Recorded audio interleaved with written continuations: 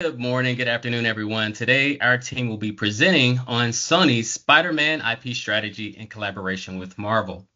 This case highlights how intellectual property, especially in the entertainment industry, functions as both a technological asset and a strategic bargaining chip. We'll examine the evolution of Spider-Man's ownership and exploitation, the challenges Sony faced when managing the IP alone, and the eventual collaboration with Marvel that really reshaped the outcomes for both companies.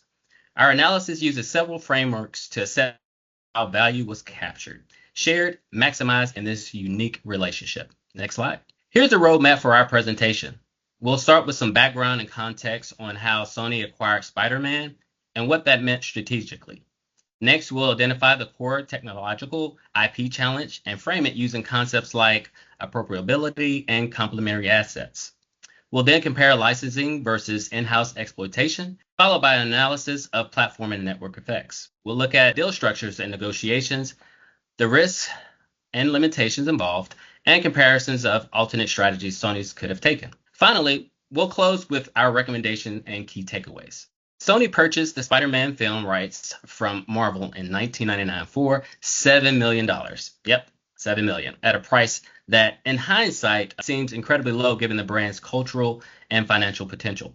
From 2002 to 2014, Sony produced Spider-Man films, including the Sam Raimi trilogy and the Amazing Spider-Man reboots. While some films performed well, results were inconsistent, and the IP didn't reach its full potential. Meanwhile, Marvel launched the MCU in 2008 with Iron Man, creating an interconnected universe that generated enormous value through continuity and fan engagement. By 2015, Marvel Disney negotiated with Sony to integrate Spider-Man into the MCU, recognizing that collaboration could satisfy fans, strengthen the MCU, and give Sony better financial outcomes. By 2024, MCU had grossed over $29 billion worldwide, highlighting how much value was unlocked through shared platform and ecosystems. The key context is this.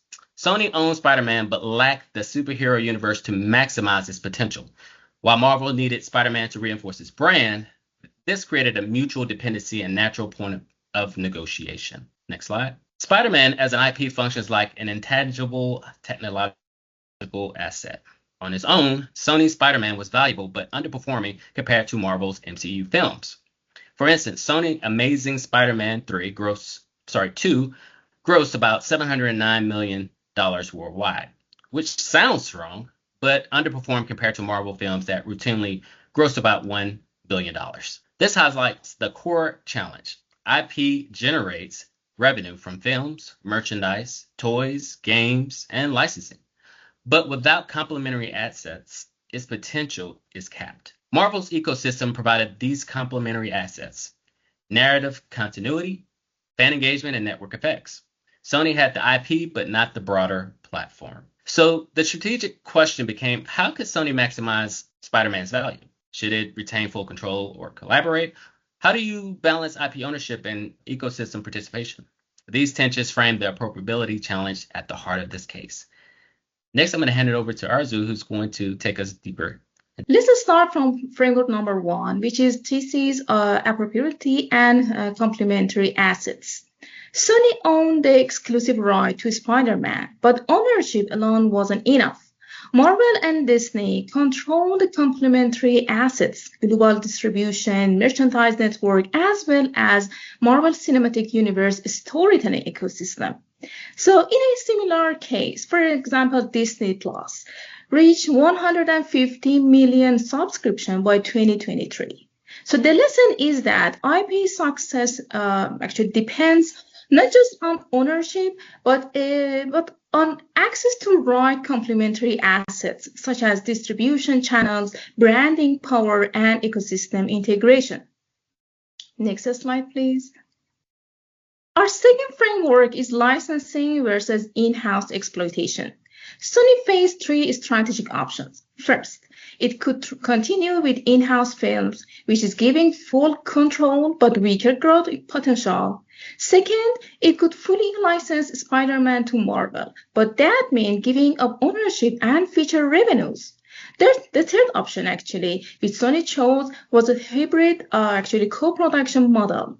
In 2015, actually, the Marvel gained creative control while Sony retained ownership and distribution rights. This hybrid licensing balanced control with access to Marvel's ecosystem, which has led to stronger results. This decision shows how licensing can be used strategically, not just as a fallback, but as a thoughtful choice to balance control, risk sharing, and value creation.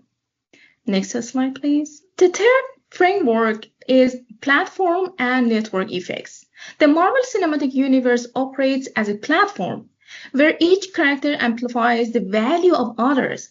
Spider-Man's integration increased fan engagement and box office revenues. For example, Avengers Endgame earned $2.8 billion worldwide in 2019 with Spider-Man Presents, which has boosted fan enthusiasm. In our case, direct network effects mean more Marvel characters attracted more fans. On the other hand, indirect network effects included increased merchandise, gaming, and spin-off demand. In fact, Spider-Man's integration demonstrates how ecosystem connection actually can multiply IP value. Now I want to hand it over to Kevin to elaborate on deal structure and strategies. Thank you, Arzu. So here we wanted to speak to in 2015, where Sony Marvel deal allowed Spider-Man to join the MCU. Sony financed and distributed films, while Marvel handled creative direction. In 2019, negotiations broke down when Disney asked for 50% of revenues, sparking fan backlash under the hashtag Save Spider-Man. So eventually, both sides renegotiated. The outcome was hugely successful. Spider-Man Homecoming grossed $880 million. Far From Home surpassed $1.1 billion, and No Way Home reached $1.9 billion, Sony's highest grossing film ever. The collaboration also boosted games and animation like Into the Spider-Verse, which won an Academy Award. So despite success, Sony faces several risks. Financially, Spider-Man accounts for nearly 40% of Sony Pictures' revenue. This shows an over-reliance massively. Strategically, Sony depends heavily on Marvel MCU's integrations. Reputationally, disputes like the 2019 breakdown can damage brand perception. There's also the risk of IP dilution of Spider-Man, in Spider-Man being overused in spin-offs. So finally, complex co-production contracts pose ongoing legal and operational challenges. IP value is fragile, and mismanagement could erode long-term returns. And next, I'm going to hand it off to Keepa to bring it home. Next slide. Compared to other industry strategies, Disney spent $71 billion to buy Fox and bring X-Men and other Marvel characters under one roof. Facebook paid $19 billion for WhatsApp to expand global messaging and gain hundreds of millions of users. Microsoft acquired Activision and Blizzard for $68 billion to add valuable gaming IPs and grow Xbox Gaming Pass. Sony, in contrast, took a different approach. Instead of spending billions, it used a hybrid licensing deal with Marvel that let Sony keep ownership of Spider-Man while Marvel gained creative control and MCU integration. The key takeaways is that well-structured partnerships can create much valuable as a large acquisition without requiring massive capital investment. Next slide, please. Before we finish up, let's take a quick look back on how this story began. Can you play the video, please? Let's rewind to 1999. Marvel Comics, the home of superheroes, is in serious trouble. Bankruptcy looms, desperate times call for desperate measures. Marvel sells Spider-Man film rights to Sony for just $7 million. $7 million. In Hollywood terms, that's pocket change. But this move, it's about to change the entire movie industry. Sony doesn't waste a second.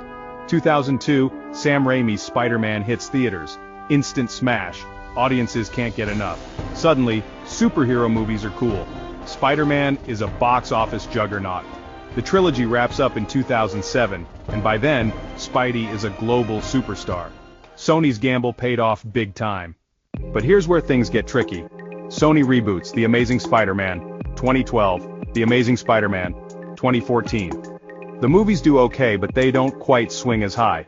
Fans are divided, critics are lukewarm, and the franchise just isn't hitting those old heights. Meanwhile, something huge is happening across the street. Marvel, now under Disney, launches the MCU in 2008 with Iron Man. This isn't just a series of movies, it's a carefully connected universe. Every film builds on the last. By 2024, the MCU has raked in over $29 billion worldwide. Suddenly, Marvel is the king of interconnected storytelling, and everyone else is playing catch-up. By 2015, both studios realized they're missing something. Sony's Spider-Man movies aren't setting the world on fire. Marvel's Avengers storyline feels incomplete without Spidey. They strike a deal. Spider-Man will join the MCU. It's a win-win. The result? Spider-Man swings back into the spotlight. Bigger, better, and more beloved than ever. The character's cultural power skyrockets. The movies break box office records all over again. So what started as a desperate sale in 1999 turned into one of the most important deals in movie history. It reshaped the superhero genre. It redefined franchise filmmaking. It proved that sometimes the best stories happen behind the scenes, and all it took was $7 million. Not bad for a friendly neighborhood Spider-Man.